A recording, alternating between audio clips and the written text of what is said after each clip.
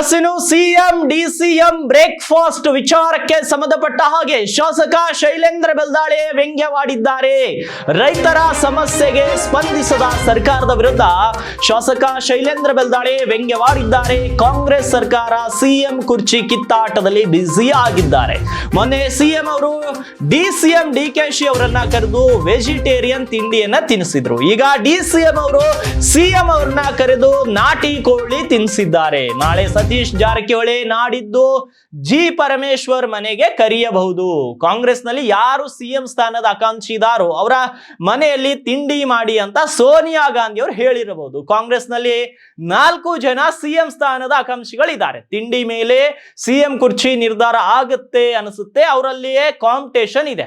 ಯಾರ್ದು ತಿಂಡಿ ಚೆನ್ನಾಗಿರುತ್ತೆ ಅವರು ಸಿಎಂ ಆಗ್ತಾರೋ ಅನ್ಸುತ್ತೆ. ರಾಜ್ಯ ಸರ್ಕಾರದ ವಿರುದ್ಧ ಸಿಎಂ ಸ್ಥಾನ ತಿಂಡಿ ಮೇಲೆ ನಿರ್ಧಾರ ಆಗುತ್ತೆ ಅನಿಸುತ್ತೆ ಅಂತ ಬಿಜೆಪಿಯ ಶಾಸಕರು ಕಿಡಿಯನ್ನ ಕಾರಿದ್ದಾರೆ. ರೈತರು, ಪರಿಶಿಷ್ಟರು, ಜನರಿಗೆ ಏನ್ ಸಮಸ್ಯೆ ಆಗ್ತಾ ಇದೆ ಅನ್ನೋದು ಸರ್ಕಾರಕ್ಕೆ ಗೊತ್ತಾಗಿಲ್ಲ. ಪರಿಶಿಷ್ಟರ ಕಾಲೋನಿ ಅಭಿವೃದ್ಧಿಗಳಿಗೆ ಸರ್ಕಾರ ಬಳಿ ದುಡ್ಡಿಲ್ಲ.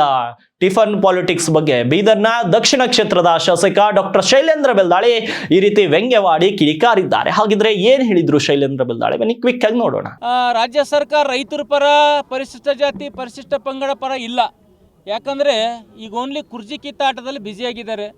ಮೊನ್ನೆ ಮುಖ್ಯಮಂತ್ರಿ, ಉಪಮುಖ್ಯಮಂತ್ರಿ ಕರೆದ್ರು, ವೆಜಿಟೇರಿಯನ್ ತಿಂಡಿ ತಿನ್ನಿಸ್ರು. ಇವತ್ತು ಉಪಮುಖ್ಯಮಂತ್ರಿಗಳು ಮುಖ್ಯಮಂತ್ರಿ ಕರೆದು ನಾನ್ ವೆಜ್ ತಿಂಡಿ ತಿನ್ನಿಸ್ರು.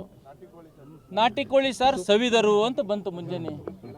ಇನ್ನು ನಾಳೆ ಸತೀಶ್ ಜಾರಕಿಹೊಳಿ ಅವ್ರ ಮನೆಗೆ ಕರೀತಾರೆ ನನ್ನ ಅನ್ಸಿನ ಮಟ್ಟಿಗೆ. ನೆಕ್ಸ್ಟ್ ನಾಳೆ ಸತೀಶ್ ಜಾರಕಿಹೊಳಿ ಮನೆಗೆ ಕರಿಬೋದು. ಇನ್ನೊಂದು ದಿನ ಆದಮೇಲೆ ಜಿ ಪರಮೇಶ್ವರ್.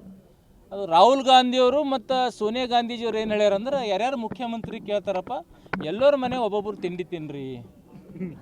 4 ಜನ ಮುಖ್ಯಮಂತ್ರಿ ದಾವೇದಾರಿದ್ರಿ, ಎಲ್ಲರ ಮನೆ ತಿಂಡಿ ತಿನ್ನಿರಿ. ಅದು ಯಾರು ನೋಡ್ಬಾ ಆ ತಿಂಡಿ ಮೇಲೆ, ಅದ್ರ ಮೇಲೆ ಏನು ಡಿಸೈಡ್ ಮಾಡ್ತಾರೆ ರಾಹುಲ್ ಗಾಂಧಿಯವರು, ಸೋನಿಯಾ ಗಾಂಧಿಯವರು, ಅದನ್ನು ನಾವೆಲ್ಲ ನೋಡ್ಬೇಕು. ಈಗ ಅದೇ ಯಾವ ಥರ ಈಗ ಕಾಂಪಿಟೇಷನ್ ಬೀಳ್ತದೆ. ಈಗ ಮೊನ್ನೆ ಒಂದಿತ್ತು, ಇವತ್ತೊಂದು, ಮತ್ತು ನಾಳೆ ನಾಡ್ದು ಅವ್ರೇನು ಮಾಡ್ತಾರೋ. ನೀವು 4 ಜನರಿಗೆ ನೀವು ಫಸ್ಟ್ ತಿಂಡಿ ತಿನ್ನಿರಿ, ಆಮೇಲೆ ಡಿಸೈಡ್ ಮಾಡಿರಿ ಅಂದ್ರೆ. ಈ ಒಂದು ಪ್ರಯತ್ನ ರಾಜ್ಯ ಸರ್ಕಾರ ಮೇಲೆ ಆಗ್ತಾ ಇದೆ. ಇದು ಏನು ಜನರು ಎಕಡೆ ಹೋಗ್ತಾರೆ, ರೈತರು ಎಕಡೆ ಹೋಗ್ತಾ ಇದ್ದಾರೆ, ಕಬ್ಬಿನ ರೈತರು ಎಕಡೆ ಹೋಗ್ತಾ ಇದ್ದಾರೆ, ಪರಿಶಿಷ್ಟ ಜಾತಿ, ಪರಿಶಿಷ್ಟ ಪಂಗಡ ಕಾಲನಿಗಳಿಗೆ ದುಡ್ಡಿಲ್ಲ.